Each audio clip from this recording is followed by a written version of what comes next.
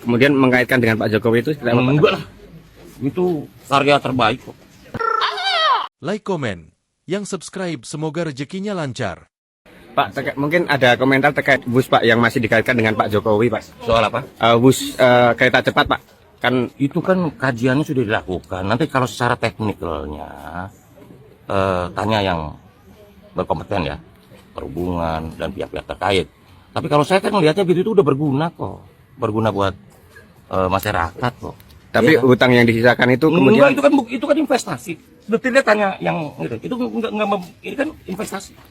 kemudian mengaitkan dengan Pak Jokowi itu seperti apa, Pak? Enggak lah, itu karya terbaik kok.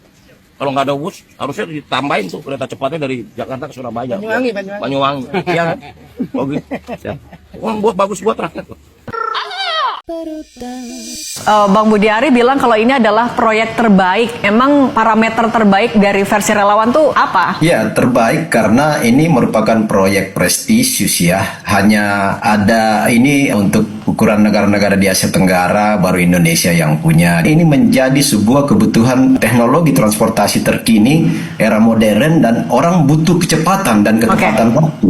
Iya, sebetulnya nggak ada yang baru bahwa buat teman-teman relawan ini kan memang zero tolerance ketika berbicara mengenai kesalahan Pak Jokowi. Karena konsep dari mendirikan relawan ini kan mengarah kepada kultus ya. Namanya pun sudah misalnya relawan pro Jokowi. Artinya memang yang difokuskan adalah bagaimana kemudian fokus pada pemujaan terhadap sosok. Bukan kemudian berbicara objektif mengenai pencapaian Pak Jokowi. Baik dalam konteks kita bisa mempelajari apa yang sudah menjadi kelebihan, termasuk kita harus mengakui ketika terjadi kekurangan supaya kemudian menjadi evaluasi. Wush misalnya, kita berbicara mengenai IKN, kita berbicara mengenai terjeratnya hutang oleh beberapa karya BUMN karena penugasan proyek-proyek infrastruktur, ada evaluasi yang harus dilakukan. Pertama misalnya, jangan memberikan beban terlalu besar kepada APBN kita atau BUMN kita yang kemudian itu membuat pada akhirnya di masa-masa berikutnya itu akan menjadi beban hutang. Itu terjadi dalam sebuah fakta dengan beberapa karya di BUMN kita. Yang kedua, tidak boleh juga terburu-buru pengambilan keputusan misalnya membuat yang namanya bandara, karena akhirnya ada beberapa yang terbukti secara cost keekonomian itu tidak bisa hidup. Itu kan jadi beban juga buat generasi berikut, termasuk dalam konteks WUS.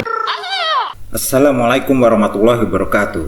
Kembali lagi di channel Konoha TV. Menurut relawan Jokowi atau mantan Menteri Komdigi Budi Ari menyampaikan bahwa kereta cepat WUS adalah salah satu karya terbaik yang diberikan Bapak Joko Widodo kepada bangsa ini. Menurut Budi Ari, bahkan kereta WUS sebaiknya terhubung sampai ujung Pulau Jawa, yaitu sampai Banyuwangi.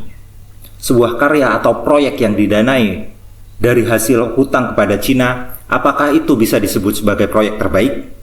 Kalau karya terbaik itu seperti Bapak B.J. Habibie bisa membuat pesawat, membuat sebuah karya, membuat teknologi sehingga bisa dijual kepada luar negeri. Proyek WUS ini nggak ada yang bisa dibanggakan sama sekali. Dari pembangunan proyek yang hasilnya dari hutang, apalagi sekarang yang untuk biaya operasional WUS pun masih minus. Sehingga PT KAI pun kelabakan untuk melakukan pembayaran cicilan hutang kepada Cina. Yang namanya relawan itu konteksnya selalu menjunjung tinggi yang dipuja, yaitu Bapak Joko Widodo. Entah itu dalam keadaan salah, mereka akan selalu mencari pembenaran atas kesalahan tersebut.